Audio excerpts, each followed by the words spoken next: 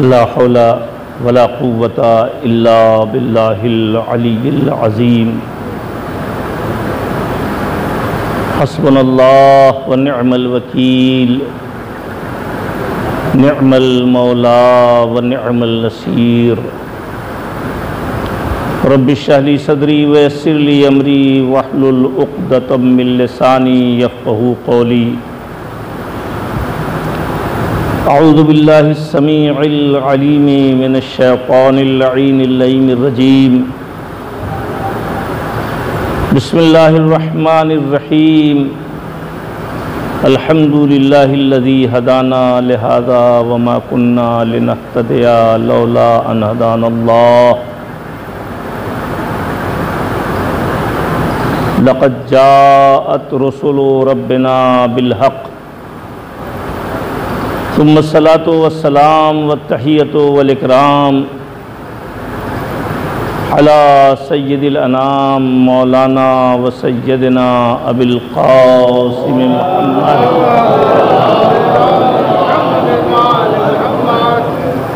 व आलिहि तय्यबीन ताहिरीन अल मुंतखबीन अल मुंतजबीन अल मासूमीन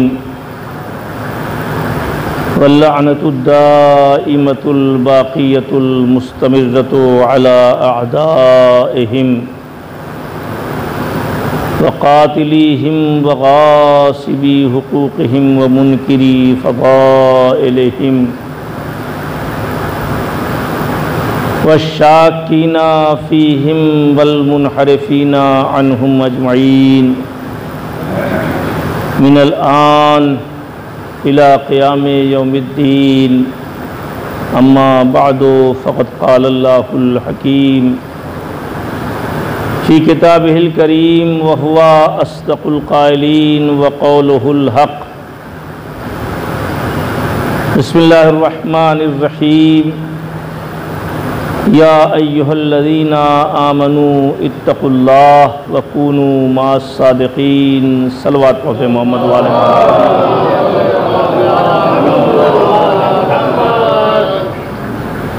आप हज़रात से बसत अदब इल्तिमास है कि एक मरतबा सूरह हम्द और 3 मरतबा सूरह इखलास पढ़कर मरहूम व मग़फ़ूर जनाब कबीरुल हसन खां साहब इब्ने सिब्त हसन खां साहब की रूह को इसाल फरमाएँ।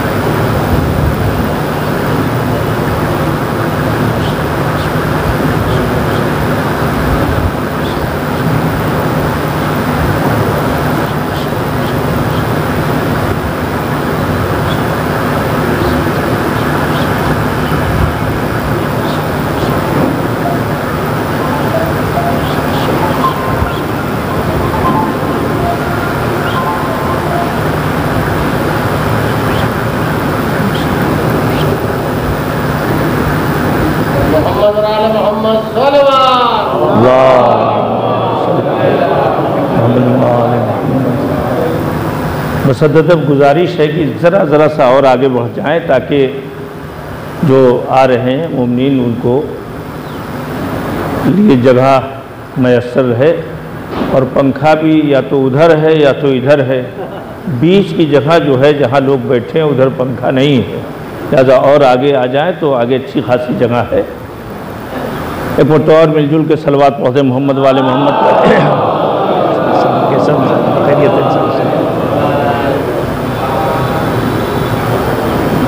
कुरान मजीद की वो आयत जो मशहूर मारूफ़ है उसे पेश करने की सआदत हासिल हुई है। मजलिस हर एक ईसाले सवाब के लिए होती है, लेकिन हम ये जो मजलिस अपने मरहूमीन के लिए करते हैं वो लगता है कि उनके इशाले सवाब के लिए है, मगर जो नज़र देना जानते हैं उन्हें मालूम है कि सूरह हम्द और सूरह इखलास और दुरूद पढ़ के वो पहले इसका सवाब पंजतन पाक की खिदमत में हदिया करते हैं। उसके बाद उसका जो सवाब है वो मरने वाले के हवाले करते हैं। बेअने यही मजलिस भी है। हदिया मजलिस सबसे पहले मासूमीन की नज़र होता है और उसके बाद उसकी वजह से जो सवाब हासिल होता है वो मरहूम और उसके बाद जो शरीक होने वाले हैं उनको मिलता है। आप सब यहाँ मजलिस में तशरीफ़ लाए हैं और जाकिर और शायर को देख रहे हैं, सुन रहे हैं, लेकिन एक ख्याल ये रहता है कि देखें ये क्या पढ़ते हैं। तवज्जो फरमाया आपने, यानी ये तसव्वुर में रहता है कि अब ये जो पढ़ेंगे उसे सुनने के बाद हम ये तय करेंगे कि इन्होंने अच्छा पढ़ा या खराब पढ़ा, कामयाब पढ़ा या नाकाम पढ़ा। तवज्जो फरमाया आपने, यानी मजलिस जो बैठ करके आले मोहम्मद अलैहिस्सलातु वस्सलाम के अम्र को ज़िंदा करने के लिए जो कायम की गई है उसको हम अब ये तय करने लगे हैं कि ये सही हुई है और ये गैर सही हुई है। तवज्जो फरमाएं, अव्वल तो गैर सही का तसव्वुर ही ज़हन से निकाल देना चाहिए, इसलिए कि अगर गैर सही मजलिस हो रही है, सही नहीं हो रही है, तो आपका आना ठीक नहीं है और मजलिस के करने वाले का मजलिस करना दुरुस्त नहीं है। अच्छा, जिस वजह से सही नहीं हो रही है, अगर उसको दूर करने का आपके पास दूर करने की ताकत है, सलाहियत है, कुव्वत है, तो आप उसे दूर कर दें, तब तशरीफ़ लाएं। लेकिन अगर सलाहियत नहीं है तो कोशिश करें कि आप जिस मजलिस को सही समझते हैं या आप जिस मजलिस को गलत समझते हैं उसे मोहम्मद वाले मोहम्मद पे छोड़ दें कि उन्होंने कैसी मजलिस चाहा है और कैसा फ़ायदा उससे कायनात को अता किया है। सलवात पढ़े मोहम्मद वाले मोहम्मद पर। हमें जन्नत के ऊपर तो बहस ही नहीं करनी कि जन्नत किसके लिए है। अरे भाई, अब आप ये तो मैं अक्सर बेशतर कह देता हूँ, भाई काफिर जन्नत में जाएगा नहीं, मुशरिक जन्नत में जाएगा नहीं, मुनाफिक जन्नत में जाएगा नहीं, कि जाएगा? अंसार भाई, मुनाफिक जन्नत में नहीं जाएगा, काफिर जन्नत में नहीं जाएगा, यहूदी जन्नत में नहीं जाएगा, नसरानी जन्नत में नहीं जाएगा, है ना, बुतपरस्त जन्नत में नहीं जाएगा। ये सब जितने हैं ये कोई जन्नत में है नहीं जाएंगे, तो जाएगा कौन? अभी जन्नत में ना मुनाफिक जाएगा ना काफिर जाएगा। मुनाफिक का मतलब यह है कि अपने दरमियान का भी मुनाफिक नहीं जाएगा और जो बाहर वाला है वो भी नहीं जाएगा। अब इस लफ्ज़ का इस्तेमाल करना ज़रूरी हो गया है, इसलिए कि लॉकडाउन में किसी गैर ने मजलिस को कम रोका है, अपनों ने शिकायत करके ज़्यादा रोका है।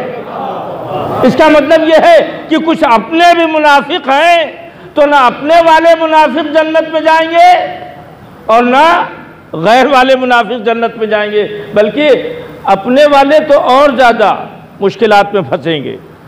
तो मुनाफिक जन्नत में नहीं जाएगा, मुनाफिक जन्नत में नहीं जाएगा, काफिर जन्नत में नहीं जाएगा, बुत परस्त, यहूदी, ईसाई, आतिश परस्त, आग के पूजने वाले जितने भी खुदा और आले मोहम्मद के मानने वालों के अलावा हैं वो कोई जन्नत में। तो अब सीधी सीधी तो बात क्लियर हो गई, फिर जाएगा कौन? अरे भाई, अब भी कुछ छुपा है। अरे भाई, आप ही जाएंगे अल्हम्दुलिल्लाह इंशाअल्लाह, है ना, आप जाएंगे। तो अब ये भी बता दीजिए कि शैतान जो उस दिन आज़ाद किया गया है वो उन लोगों को देखेगा जो जहन्नम में जाएंगे या उन लोगों पे नजर रखेगा कि जो जन्नत में जाएंगे? अरे भाई, ये तो खुली बात है कि जिनकी जहन्नम तय है उस पर क्यों मेहनत करेगा? जिनकी जन्नत तय है उन्हें जन्नत से हटाने के लिए मेहनत करेगा। सलवात पढ़े मोहम्मद वाले मोहम्मद पर। भाई ये तो बिल्कुल क्लियर है, हमें इस पर बहस ही नहीं है कि वो सब के सब जहन्नम में जाएंगे। तो जो जन्नत में जाएगा शैतान उसी के चक्कर में रहेगा। इसीलिए कहा उसने कि हम तेरे सिराते मुस्तकीम पर बैठेंगे, हम तेरे सिराते मुस्तकीम पर रहेंगे, यानी जो उस पर जा रहे हैं उन्हीं को पकड़ेंगे। अच्छा, कुछ करना नहीं है, ज़्यादा उसको जहमत नहीं करना है। मजलिस में आप आ रहे हैं, मजलिस आप कर रहे हैं, मातम आप कर रहे हैं, उसे सिर्फ थोड़ा सा दिमाग में चिप बदल देना है। मुहर्रम की आमद है, इसलिए मैं ये 2-3 जुमले आपके सामने अर्ज करना चाहता हूँ। उसे कुछ ये करना नहीं है, बस जियो वाली निकाल के वोडा वाली फिट कर देना है, या वोडा वाली निकाल के जियो वाली फिट कर देना है, एयरटेल वाली निकाल करके कोई और फिट कर देना है। उसे कोई पूरा मोबाइल नहीं बदलना है, सिर्फ चिप बदल देना है। मजलिस करने वाले के जहन को बदलना है, मजलिस में आने वाले के जहन को बदलना है, मजलिस पढ़ने वाले को भी बदलना है, शायर को भी बदलना है।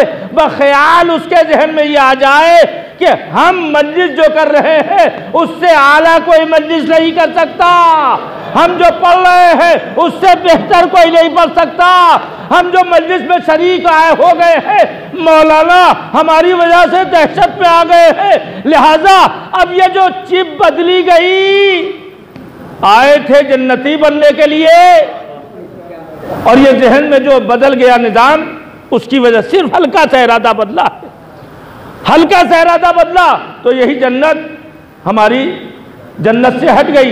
तवज्जो फरमाया आपने। आप जानते हैं कि मौला ने फरमाया शियतुना फी दरजतिना, सलवात पढ़े मोहम्मद वाले मोहम्मद पर।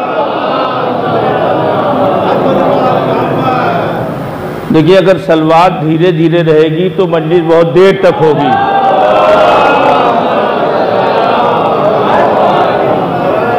वरना बहुत जल्दी खत्म हो जाएगी इंशाअल्लाह।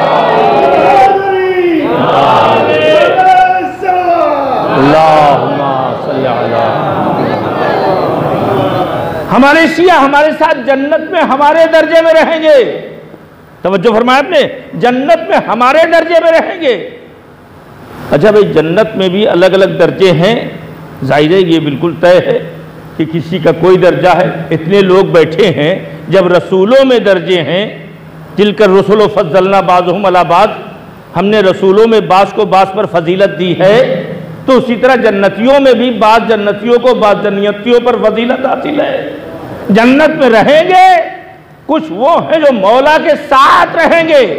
तवज्जो फरमाएं आप, जैसे ही आपने ये सुना शियतुना फी दरजतिना, हमारे चाहने वाले हमारे साथ जन्नत में रहेंगे, तो अब आप इंसाफ से बताएं, ऐसा मुझे कोई नज़र नहीं आता कि जिसके दिल में ये ख्याल आवे कि हाँ हम फ़ौरन पहुँच के उन्हीं के दर्जे में पहुँच जाएंगे।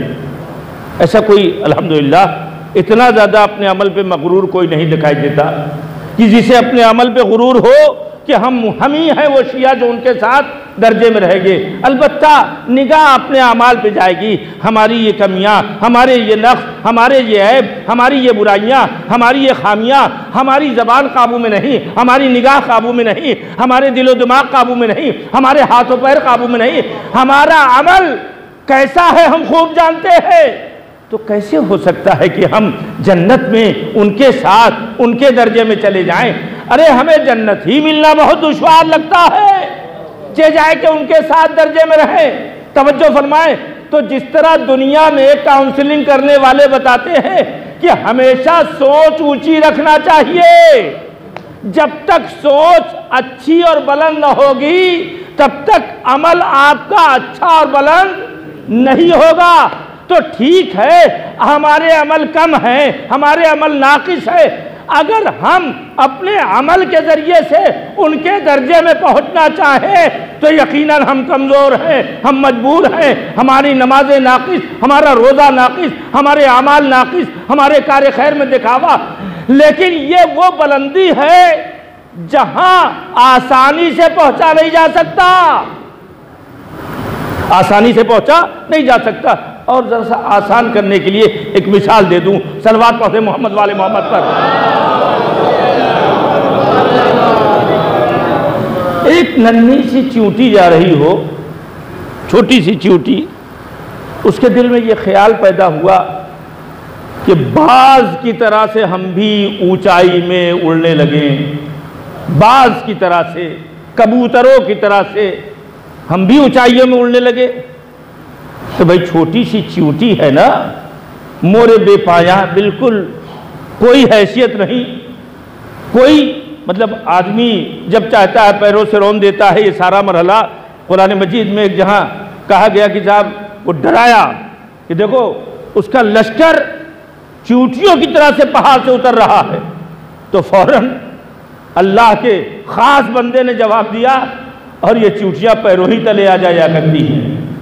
यानी लश्कर की कसरत से डरा रहा था, उन्होंने कहा वो कदमों के नीचे रहा करती हैं।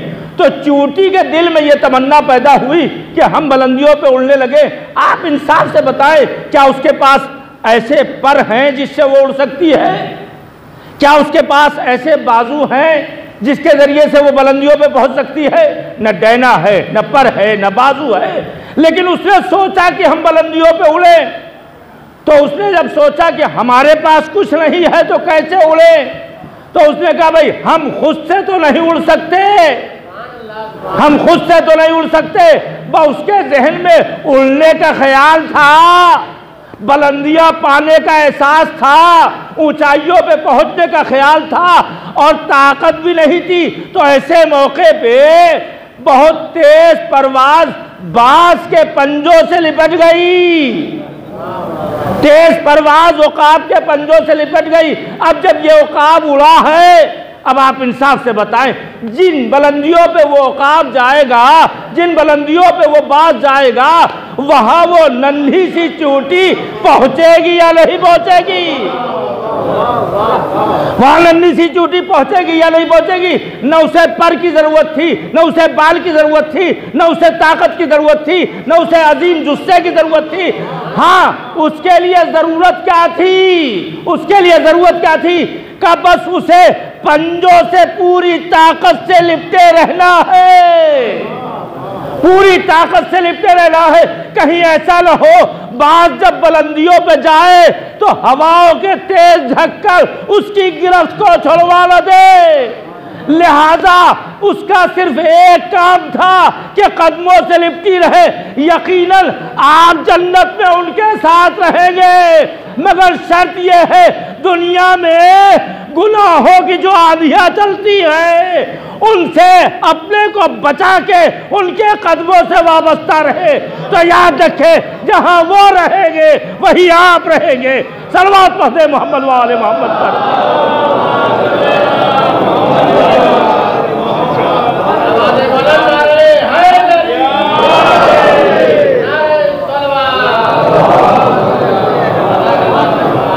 कुछ भी हो जाए गिरफ्त न छूटे, कुछ भी हो जाए पकड़ न छूटे, कुछ भी हो जाए।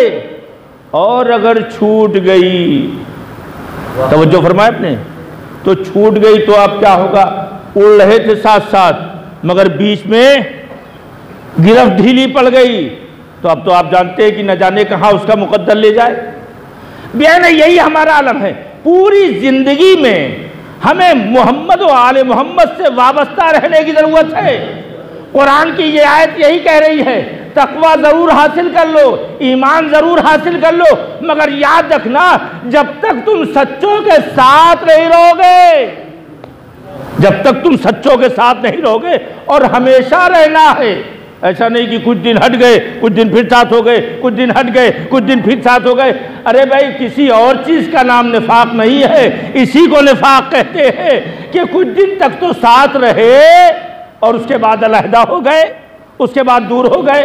मैं किसी आदमी के लिए नहीं कह रहा हूँ, ये मोहम्मद वाले मोहम्मद के लिए कह रहा हूँ। उनसे दूर होना आदमी के लिए तो हो सकता है, कभी गलत हो गया तो आप दूर हो गए, लेकिन मोहम्मद वाले मोहम्मद ये वो सच्चे हैं, ये वो सच्चे हैं कि जिनसे अलग रहने का तसव्वुर भी नहीं जहन में आना चाहिए।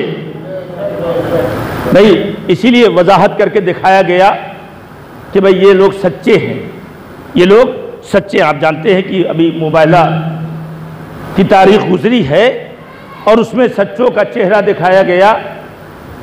जनाब फातिमा ज़हरा सलामुल्लाह अलैहा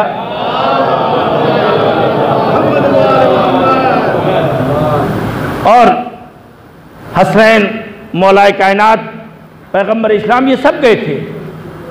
क्यों गए थे? आमतौर पर मुबाहला का जिक्र होता है तो लोग बाद में कहते हैं आज मुबाहला पढ़ दिया, आज गदीर पढ़ दिया, आज शब हिजरत पढ़ दिया।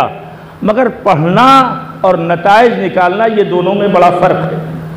अब देखें कि ये सारे ईसाई जो आए थे, ये हर धर्मी पे तुले थे कि नहीं तुले थे? ये मान नहीं रहते कि ईसा अल्लाह के नबी हैं, अल्लाह के बेटे नहीं हैं। रसूल ने समझा दिया कि नहीं भाई, ये जैसे आदम बगैर माँ बाप के पैदा हुए हैं, तो जब वो खुदा के बेटे नहीं हैं, तो ईसा तो माँ के साथ आए हैं। यहां तो बहरहाल एक इजाफा है, तो इनको क्यों खुदा का बेटा आप कह रहे हैं? मगर मानने पे तैयार नहीं। तो दुनिया में हमारे लिए भी एक मिसाल मिल गई। जब लोग दलीलों से न माने, जब लोग लॉजिक से न माने, जब लोग आपके उसूलों और सही बात को तस्लीम न करें, तो ऐसे मौके पे कोई और अदालत फैसला नहीं दे सकती। ऐसे मौके पर जो चीज काम आएगी वह आपका सदाकत अमल काम आएगा।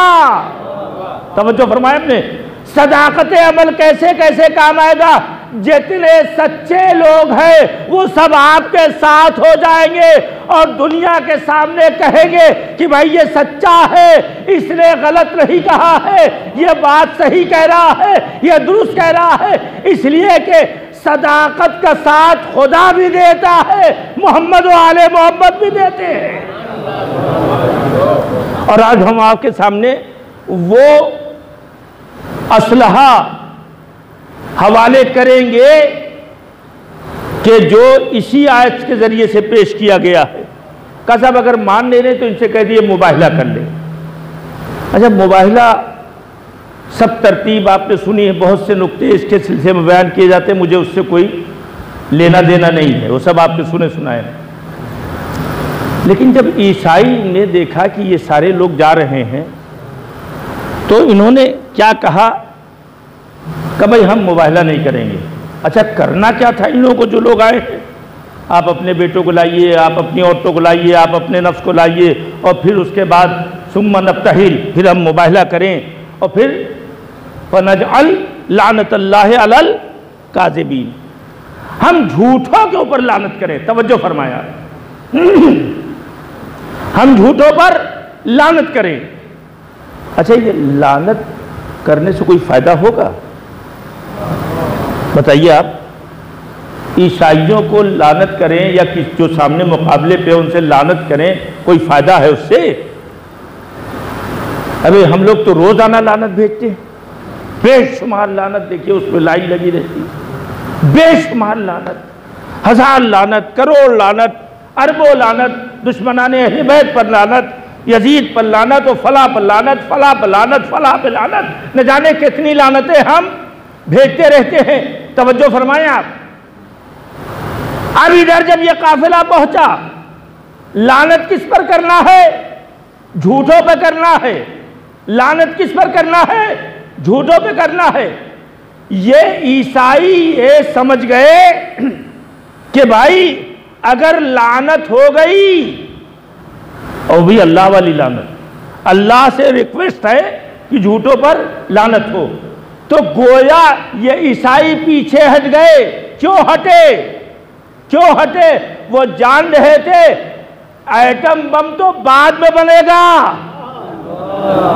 एटम बम तो हम बहुत दिनों के बाद बनाएंगे, मगर सदाकत एक ऐसे एटम बम का नाम है, या और कोई बम और कहलाता है ना, सदाकत एक ऐसे एटम बम का नाम है जिसके जरिए से जो ऐसा काम करती है, न तलवार काम करती है, न तीर काम करता है, न तबर काम करता है, न फौजों की कसरत काम करती है। सदाकत उस असलहे, उस हथियार का नाम है जो अकेले भी रहे तो ये बहुत बड़ा भारी वार होता है, दुश्मन पर ये बहुत बड़ा भारी वार होता है। यही वजह थी, डर गए ईसाई, घबरा गए ईसाई, खौफ में आ गए ईसाई। किस चीज के खौफ से? का लानत के खौफ से डर गए। इसका मतलब यह है लानत भी डराती है। तवज्जो करें आप, लानत भी डराती है। लेकिन अब मैं आपसे सवाल करना चाहता हूं, हमारी लानत से कितने लोग डरते हैं? डरते हैं? अगर एक लफ्ज और उसके साथ बढ़ा दिया जाए, मलामत। हमारी लानत मलामत से कितने लोग डरते हैं? क्या डरता नहीं कोई? क्या क्यों नहीं डरता? तवज्जो फरमाया, डरता क्यों नहीं? उधर भेजी भी नहीं गई मगर डर गया। उधर भेजी भी नहीं गई मगर मुकाबले का इंसान डर गया। यही तो मोहम्मद वाले मोहम्मद दिखाना चाहते हैं। तुम हमारे साथ आ जाओ, लानत भेजोगी भी नहीं, सिर्फ कह के आओगे कि झूठों पे हम अल्लाह की लानत करेंगे। तो याद रखो, दुश्मन सच से डरता है।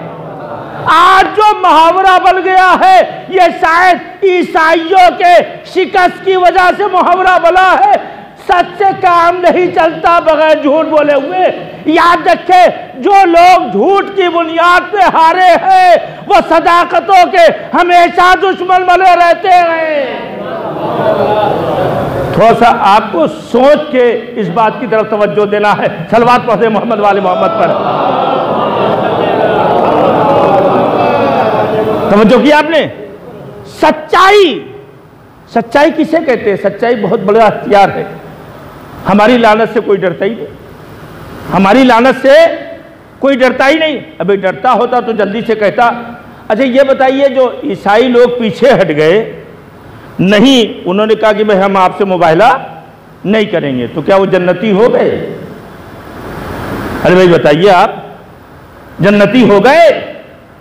बगैर लानत पाए हुए भी अगर कोई सच से टकराता है झूठ, तो याद रखे लड़े भी नहीं मगर फिर भी जहन्नमी होता है। तो अब आप ये ना सोचिए कि जो लोग लड़े हैं मौला से वही जहन्नमी है, हमें जो लड़े नहीं है, जो करीब आके बैठे हैं, वो भी जहन्नमी हो सकते हैं अगर झूठे हैं। अगर झूठे हैं।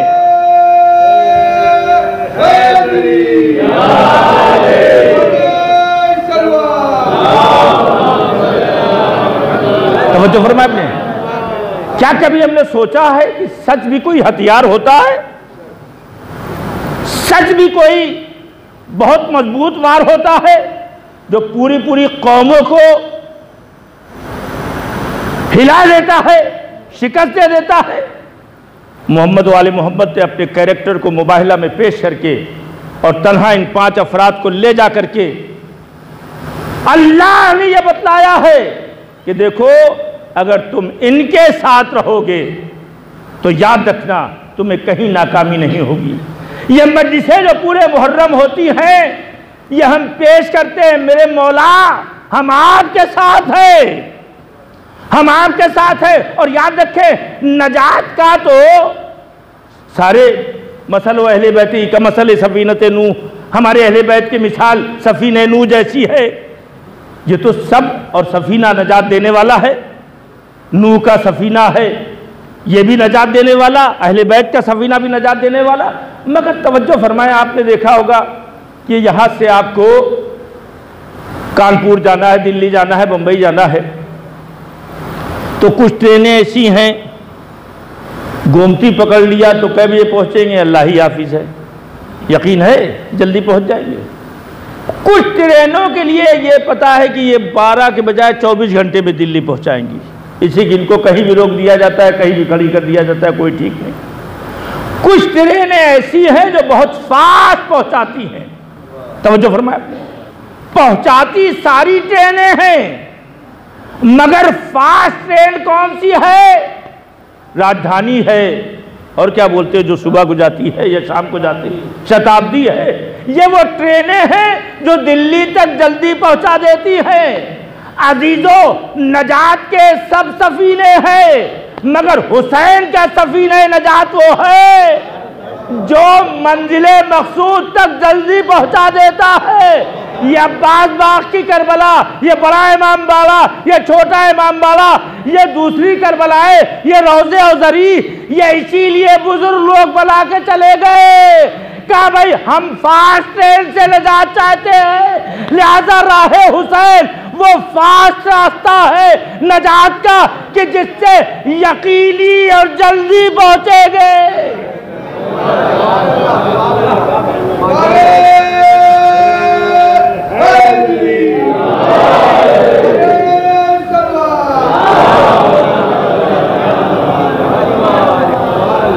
नहीं पढ़ता, सब लोग मिलजुल के सलवात पढ़ते मोहम्मद वाले।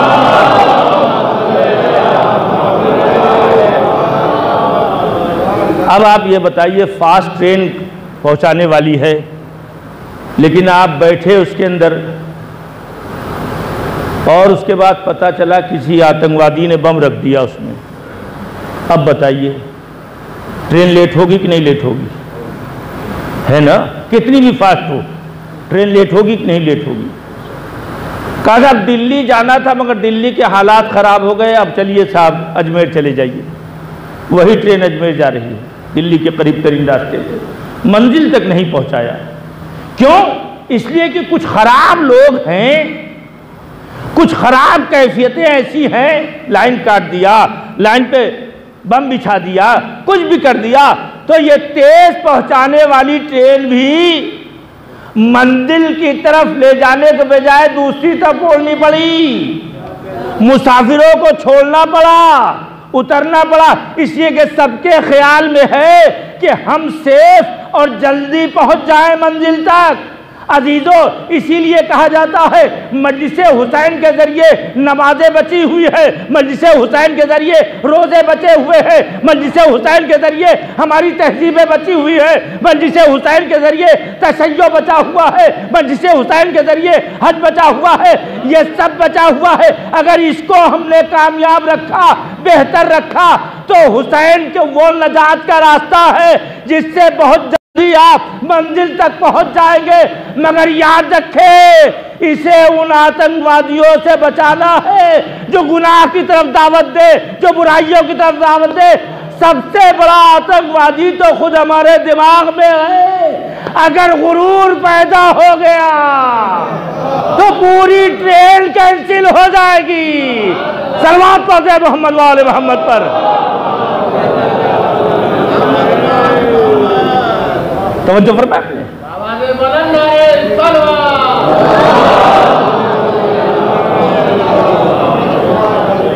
आरिफ साहब ने अपने वालिद की मजलिस की, ये मकसद तो सिर्फ बात समझाना है। अगर ये इरादा किया कि लोग समझ लें, क्योंकि वो मेरे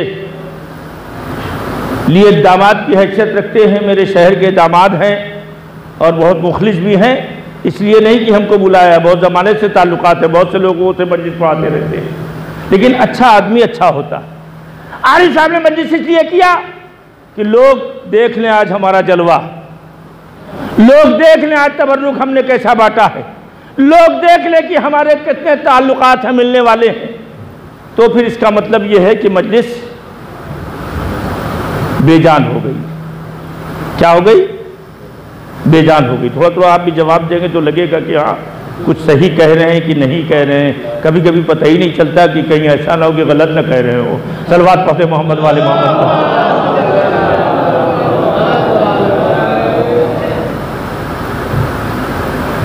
मैं हाजिर जब हुआ तो सब लोगों से सलाम अलैक हुई ना, खैरियत सलाम, क्या इशारों में शायर पढ़ रहे थे हमारे भाई।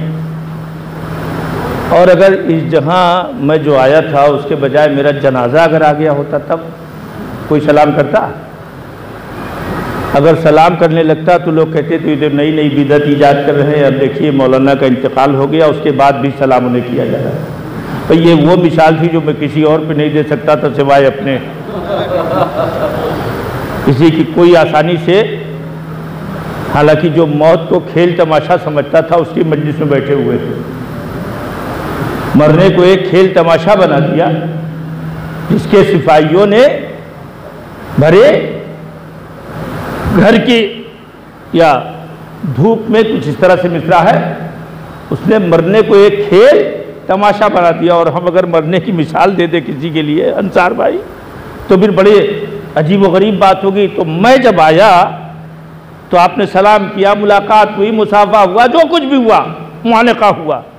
लेकिन अगर मेरे बजाय मेरा जनाजा आता तो ज़रा खिसक ही जाते। ख्याल होता कि जल्दी से इनको यहीं दफनाओ, हो गया है, कब्र तैयार हुई कि नहीं, इनको लिटा लो, हटाओ, कितने बड़े भी हों, हुआ करे। अब तो मर ही गए हैं ना। न कोई मुसाफे के लिए बढ़ेगा, न कोई सलाम करेगा, न कोई मुआनका करेगा, गले मिलेगा, न खैरियत पूछेगा, न लिफाफा देगा ऐसा मुर्दे को। किसी मुर्दे को आपने लिफाफा देते देखा है? नहीं, उसको कोई फायदा ही नहीं देने। ले जाके कोई दीमक वीमक खा जाएगा, उसको कोई फायदा देने का नहीं। हाँ, उसको देने का फायदा उस वक्त होगा जब उसके लिए भेजे कुछ, तो उसको फायदा होगा। मजलिस भेज दिया, कुरान भेज दिया, ये सारी चीजें भेज दिया, किसी गरीब के मकान बनवा के उसको भेज दिया। हम लोग एक रस्मी कार्य खैर जानते हैं मुर्दों के लिए, सिर्फ कुरान पढ़ा देना, मजलिस कर देना, और इक्का दुक्का लोग कपड़ा उपड़ा भी बांट देते हैं मुर्दों के लिए। हालांकि और अब तो अपना स्टेटस बढ़ाया जाता है, दीनी स्टेटस। पैसा मिला और जमीन खरीद लिया जाए, और मकानात, और गाड़ियां, और सोना, और चांदी। और ये कब 50 साल के बाद ही होता है इतना। ऐसा कोई जादू नहीं कि जल्दी से कुछ 40-45 में मिल जाए। कि 50 के बाद जब कुछ हाथ पैर में माशाल्लाह, एक गाड़ी हुई, 2 ले लिया, 3 ले लिया, 4 मकान, 6 मकान, 7 रजिस्ट्री, ये होटल, वो मकान, सब बनाते चले गए। एक दफा भी न सोचा कि काश आखिरत के लिए भी हम कुछ बना ले, काश आखिरत के लिए। देखिए, कदीम जमाने वालों की नियतों में आज में यही फर्क है। पहले लोग पैसा आने के बाद अपने दीन को बढ़ावा देते थे, अब पैसा आने के बाद अपनी शख्सियत को बदली बनाना चाहते हैं। याद रखें, ये तो कुछ दिन रहेगा, लेकिन जब आप चले जाएंगे तो आपका स्कूल, आपका कॉलेज, आपकी दरगाहें, आपके इमामबाड़े, आपके हॉस्पिटल, ये सब आपकी हयात का सबूत देंगे। वरना मरने वाले तो कितने मर ही जाते हैं। सलवात पढ़े मोहम्मद वाले मोहम्मद पर। बात आगे निकल गई, कहीं जन से निकल न जाए आप लोग। वो बात हमें कार्य खैर में ये सोचना चाहिए, वही ट्रेडिशनल अंदाज में कार्य खैर नहीं होना चाहिए। हालात बदलते हैं। जब आप हाथ के पंखे के बजाय आप इलेक्ट्रिक का पंखा लेने लगे, एसी लेने लगे, तो जाहिर कार्य खैर में भी हालात बढ़ने चाहिए, और बजाय बढ़ने के घट रहा। जो बुजुर्गों ने दे दिया है उसी के ऊपर हम हाथ साफ करना चाहते हैं। जो बुजुर्गों ने छोड़ दिया है उसको भी हम बचाना नहीं चाहते, उसको भी हम संभालना नहीं चाहते। अब बताइए, हम उसके बाद भी चाहते कि जन्नत हमारी हो जाए? अरे भाई, इसी को तो निफाक कहते हैं। जबान से हुसैन के चाहने वाले, अमल से हुसैन का लूटने वाले। अरे भाई, लूटने वाले नहीं, मुझे जरूरत नहीं है, उसके बावजूद मैं इमाम हुसैन के माल पे तसर्रुफ कर रहा हूं, तो ये जायज है, दुरुस्त है? नहीं दुरुस्त है। न अक्लन, न शरअन, न समाजन, न माशरे में किसी एतबार से दुरुस्त नहीं है, चाहे जो करे। ये भी नहीं कोई शर्त है कि फला साहब, वो मौलाना साहब है, वो लीडर साहब हैं, वो नेता साहब हैं, वो ना, जो भी उन कार्य खैर को जिसे लोगों ने हुसैन के लिए छोड़ा है, तवज्जो फरमाए, और लिख के गए हैं ये काम करना चाहिए, अगर वो नहीं हो रहा है तो इसका मतलब ये है कि हम कितने बड़े खाइन हैं। हम तो कर नहीं रहे हैं, जो करके गया है उसे भी मिटा रहे हैं। शायद ख्याल शैतान का ये हो कि जल्दी जल्दी इन तमाम कार्य खैर को मिटवा दो, खत्म करवा दो, ताकि अब ये तसव्वुर ही जहन से निकल जाए कि आखिरत के लिए भी कुछ करना चाहिए। सलवात पढ़े मोहम्मद वाले मोहम्मद पर। बहुत कमजोर सलवात है ये।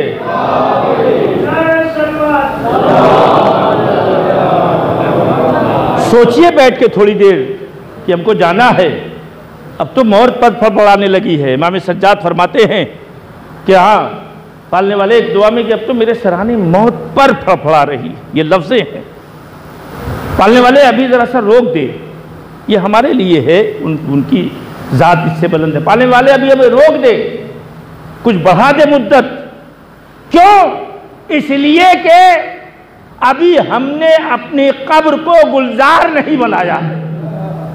अभी हमने अपनी कब्र को गुलजार नहीं बनाया है। मैं उस दिन से डरता हूं जब हमारे ऊपर अमाल का बोझ लदा हो और हमें कब्र से निकाला जा रहा हो और हमारे जिस्म पर लिबास ना हो। पालने वाले उस दिन से हमें महफूज रखना। ये दुआएं किनारे कर दी गई।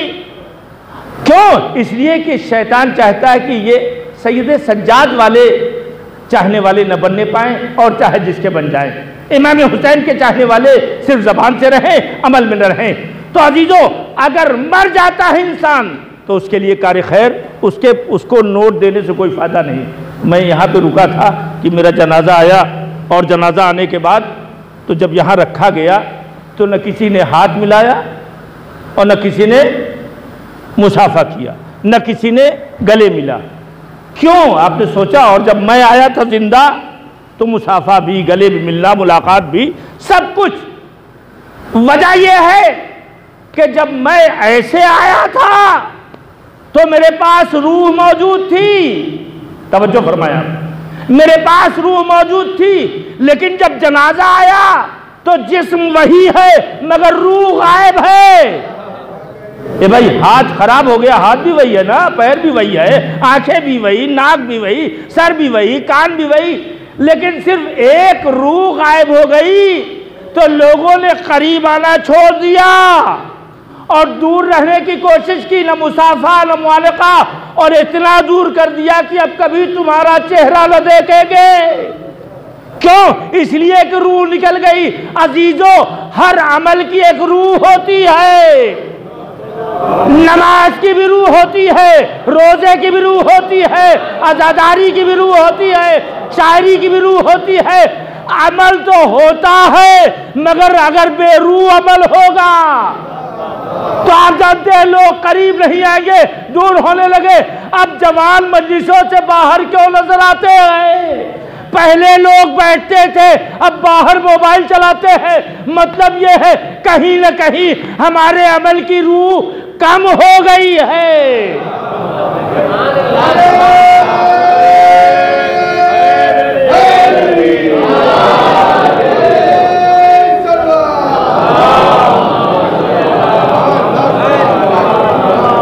लाखों रुपया दे करके अशरा पढ़ने के लिए बुला लेते हैं हमको और कोशिश करते हैं कि कुछ ऐसे लोग भी आ जाएं जो मजलिस को संभाले भी रहें ताकि कामयाबी भी रहे, रोएं भी, तारीफ भी करें। ये भी कोशिश है कि आज तुम नहीं आए हैं, वहां आना चाहिए, आज तुम नहीं आए।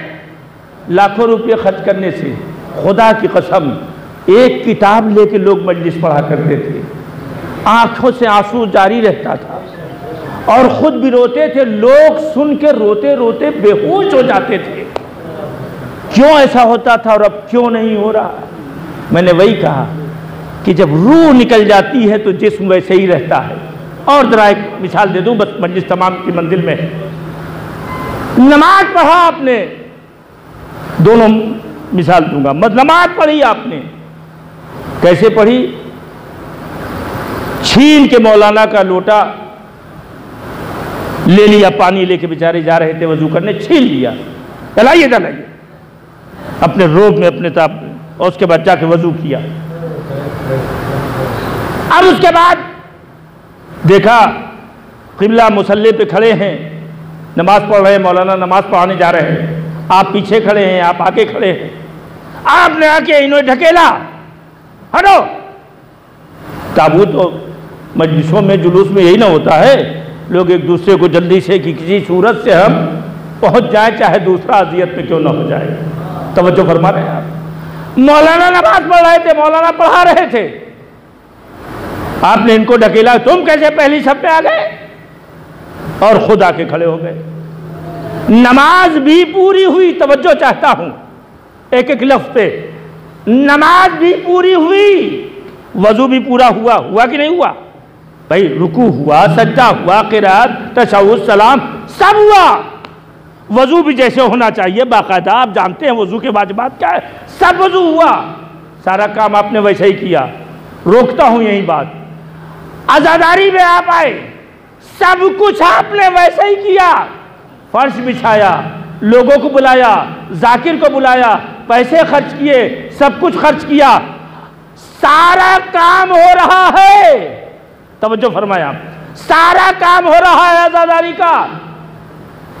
क्या कोई शक्ल में तब्दीली हुई? अच्छा जाकिर, अच्छे मजमे के लोग, अच्छा तबर्रुक, बेहतरीन इमाम बारगाह, मगर अपने सगे भाई की जमीन पे कब्जा करके ये सब बनाया है। तवज्जो फरमाया, सगे भाई, मैं किसी और को नहीं कह रहा हूं, सगे भाई की जमीन छीन लिया है, सगे भाई का बैंक बैलेंस या रुपया हड़प लिया है। आप ये बताएं, आजादारी की शक्ल वो वैसी है कि नहीं है? जैसे नमाज थी, छीन के लोटा, छीन के मुसल्ला, नमाज भी थी, आजादारी भी हो रही है। शक्ल जाहिरी तौर पर बिल्कुल वैसे ही है। मैं एक जुमला कहना चाहता हूं, अगर शक्ल रहेगी रूह न रहेगी, तो लोग ऐसे अमल को देख के कह तो दे कि नमाज हो रही है, मजलिस हो रही है, मगर जिसे लेना है वो उसे कबूल नहीं करेगा।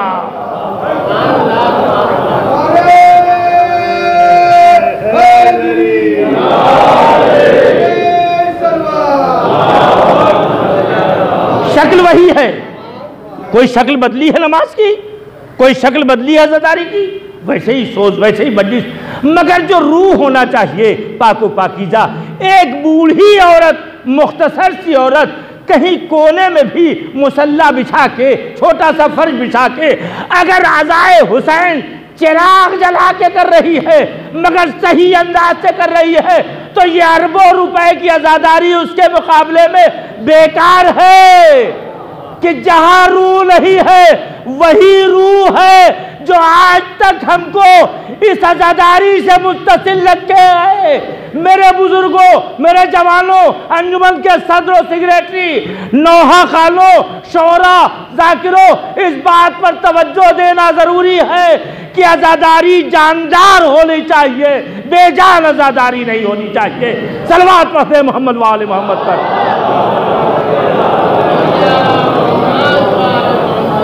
मजलिस व मातम जानदार होना चाहिए, नमाजें जानदार होनी चाहिए, हज जानदार होना चाहिए। बस मैंने आपकी ज़हमत तमाम कर दी। अगर जानदार नहीं है तो सच्चों के साथ हम नहीं हैं। गस्ब भी हो, सब कुछ हो, और उसके बाद बस रूह निकल जाएगा और कुछ नहीं, सब शक्ल वैसे ही रहेगी, मगर रूह इखलास पैदा करता है, रूह इखलास पैदा करती है, रूह जान पैदा करती है। रूह की वजह से अपने क्या दूसरे भी खिंच के आते हैं। अपने क्या इस जुल्म से भरी दुनिया में, इस जुल्म से भरी दुनिया में अज़ाए हुसैन ही एक ऐसा कैरेक्टर है, एक ऐसा अमल है जिससे हर मजहब के लोगों को बुलाया जा सकता है। बस शर्त यह है कि अपने जुलूस और मजलिसों से यह बताया जाए ये वो हुसैन है जिन्होंने जुल्म के खिलाफ अपना सर कटाया है, अदालत और इंसाफ बचाने के लिए अपने घर को लुटाया है। अगर दुनिया की कोई भी कौम इसे सुनेगी कि अदालत का बचाने वाला है, अदालत के बचाने के लिए पूरे नस्ल और पूरे अपने कुनबे को खत्म कर दिया है, कत्ल हो गया, शहीद हो गया, मार डाला गया, तो याद रखें दुनिया इसकी तरफ मुतवज्जो होगी। हम अभी जैसा बयान करना चाहिए वैसा नहीं बयान कर रहे हैं। अभी से दुनिया डरी हुई है, इसलिए कि एक अज़ादार ने कह दिया है दुनिया में तशय्यो की कामयाबी सिर्फ इसलिए है, ये मुहर्रम व सफ़र न होता तो शीयत आज जो दुनिया में लहलहा रही है, ये जो फैली हुई है, ये जो तरक्की की तरफ है, ये शीयत तरक्की की तरफ न होती। ये अज़ाए हुसैन है जिसने हमारी फिक्र को बुलंद किया है। अमल को जानदार होना चाहिए। एक गिलास पानी भी पिए, मजलिस तमाम हो गई, एक गिलास पानी भी पिए तो ये पानी एक अमल है, लेकिन अगर इसमें रूह डालना चाहते हैं तो बिस्मिल्लाह कह के पिए, और हुसैन की प्यास याद करके पिए। बिस्मिल्लाह कह के पिए, आका हुसैन की प्यास को याद करके पिए। और जिन लोगों ने पानी बंद किया है उनकी दुश्मनी और उनसे अदावत का तसव्वुर ले के पानी पिए, तो याद रखें यही पानी पीना आपके जिस्म को वो रूहानी और मानवी ताकत अता करेगा जिसका एहसास नहीं हो सकता। पानी का जब जिक्र मजलिस में आता है तो सबसे पहले आका हुसैन का चेहरा सामने आता है। तो 2-3 जुमले मसाइब के सुन ले, उसके बाद रहमत तमाम। सबसे पहले आका हुसैन का चेहरा सामने आता है। एक अज़ादार की मजलिस है, एक मोमिन की मजलिस है। अल्लाह हुसैन के सदक़े में उनकी मग़फ़िरत फरमाए, अल्लाह हुसैन के सदक़े में उनकी मग़फ़िरत फरमाए। हर मरने वाले के वरसा उसके पास आखिरी वक्त में पानी पिलाया करते हैं, पानी पिलाया करते हैं। भाई पानी पिलाता है, बेटे पानी पिलाते हैं, तमाम अज़ीज़ व अक़ारिब पानी पिलाते हैं।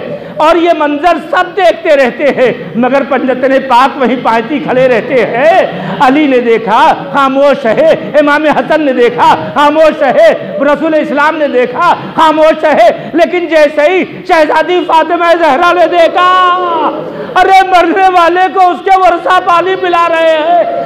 एक मरतबा अपने लाल हुसैन की तरफ देखा, हाय मेरा बच्चा,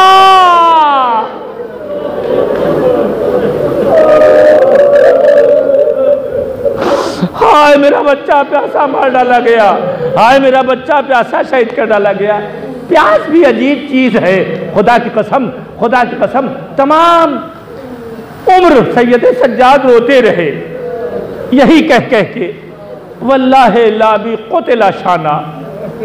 बहुत से प्यासे रहे होंगे, लेकिन हुसैन की प्यास ऐसी है कि आज भी जब प्यास का तसव्वुर आता है, प्यास का एहसास गालिब आता है, तो मजलूम करबला हुसैन की प्यास याद आती है।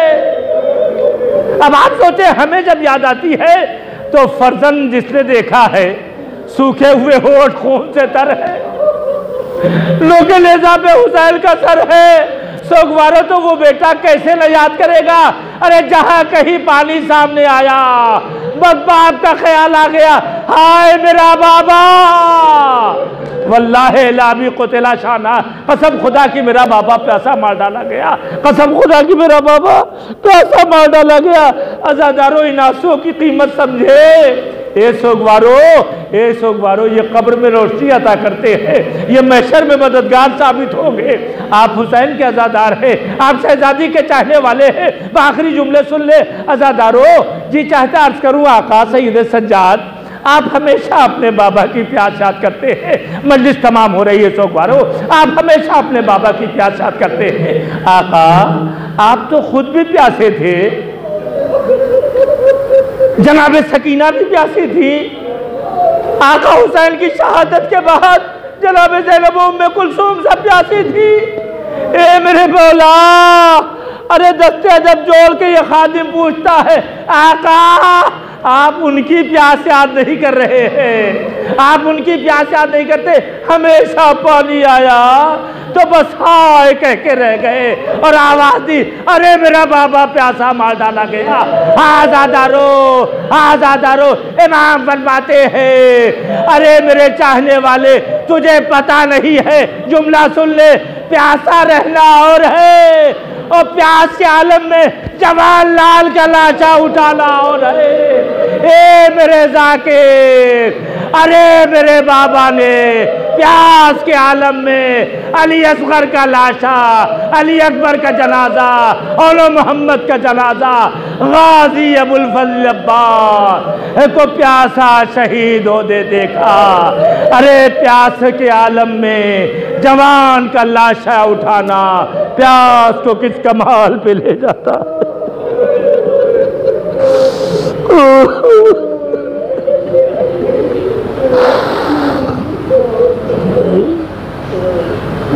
सयअलमुल्लज़ीना ज़लमू अय्य मुन्क़लिबिन यन्क़लिबून अला लअनतुल्लाहि अला क़ौमिज़ ज़ालिमीन।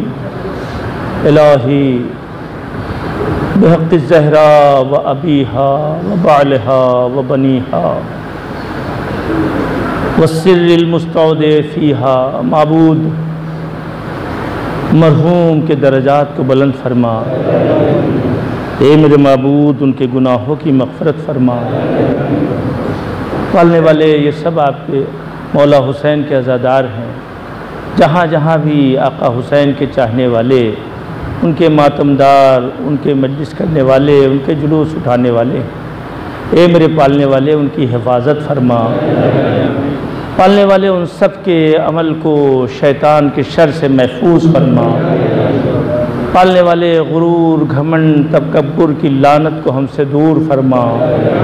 ए मेरे मालिक हमारी ज़बान को सादिक़ीन के सदक़े में सदाक़त अता फरमा। पालने वाले इमाम ज़माना के ज़हूर में ताजील फरमा और हम सबको उनके आवान व अंसार में शुमार फरमाना। एक मरतबा सूरह हम्द और 3 मरतबा सूरह इखलास की तिलावत फरमा कर इसका सवाब मरहूम व मग़फ़ूर जनाब कबीरुल हसन साहब इब्ने जनाब सिब्ते हसन साहब की रूह को ईसाल फरमाएँ।